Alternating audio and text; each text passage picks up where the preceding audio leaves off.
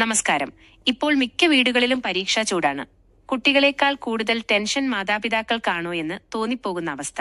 എന്നാൽ നമ്മുടെ ഈ ടെൻഷനും ദേഷ്യവും കുട്ടികളുടെ പരീക്ഷയെ മോശമായി ബാധിക്കുമെന്ന് നിങ്ങൾക്കറിയാമോ? പരീക്ഷാക്കാലത്ത് വീടിനുള്ളിൽ എങ്ങനെയുള്ള അന്തരീക്ഷമാണ് വേണ്ടത്?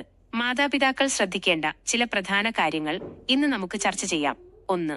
താരതമ്യം ചെയ്യരുത്. Stop comparison. അയൽപ്പക്കത്തെ കുട്ടിയുടെ മാർക്കും നിങ്ങളുടെ കുട്ടിയുടെ മാർക്കും തമ്മിൽ ദയവ് ചെയ്ത് താരതമ്യം ചെയ്യരുത്. ഓരോ കുട്ടിയും വ്യത്യസ്തരാണ്. അവൻ അത്രയും പഠിച്ചു, നീ എന്താ പഠിക്കാത്തത് എന്ന ചോദ്യം കുട്ടികളിൽ വലിയ മാനസിക വിഷമമുണ്ടാക്കും. അവരെ അവരുടെ തന്നെ പഴയ പ്രകടനങ്ങളുമായി താരതമ്യം ചെയ്യുക. മെച്ചപ്പെടാൻ പ്രോത്സാഹിപ്പിക്കുക. 2. കുറ്റപ്പെടുത്തലുകൾ ഒഴിവാക്കാം. Avoid criticism. പരീക്ഷാകാലത്ത് ഇത്രയും കാലം നീ എന്ത് ചെയ്യുകയായിരുന്നു എന്നൊക്കെയുള്ള കുറ്റപ്പെടുത്തലുകൾ കൊണ്ട് യാതൊരു ഗുണവുമില്ല. അത് കുട്ടികളുടെ ആത്മവിശ്വാസം തകർക്കുകയേയുള്ളൂ. പകരം ഇനി കുറഞ്ഞ ദിവസങ്ങളേ ഉള്ളൂ, നമുക്ക് അത് പരമാവധി പ്രയോജനപ്പെടുത്താം എന്ന പോസിറ്റീവ് മനോഭാവം കാണിക്കുക. അവർക്ക് നിങ്ങൾ കൂടെയുണ്ട് എന്ന തോന്നലുണ്ടാക്കുക. 3. ശാന്തമായ അന്തരീക്ഷം ഒരുക്കുക.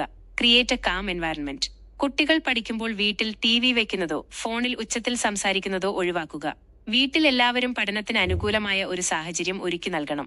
അവർക്ക് ആവശ്യമായ ഭക്ഷണവും വെള്ളവും കൃത്യസമയത്ത് നൽകാനും അവർക്ക് മതിയായ ഉറക്കം ലഭിക്കുന്നുണ്ടെന്ന് ഉറപ്പുവരുത്താനും മാതാപിതാക്കൾ ശ്രദ്ധിക്കണം. 4. കേൾക്കാൻ തയ്യാറാവുക. Be a good listener. കുട്ടികൾക്ക് ടെൻഷൻ തോന്നുമ്പോൾ അത് പറയാൻ അവർക്ക് ഒരു ഇടം വേണം. അവർ വന്ന് സംസാരിക്കുമ്പോൾ അത് ക്ഷമയോടെ കേൾക്കുക. പേടിക്കണ്ട, നീ നിന്റെ പരമാവധി ശ്രമിക്കൂ എന്നൊരു വാക്ക് പറഞ്ഞാൽ മതി. അവരുടെ പകുതി ഭാരം കുറയും.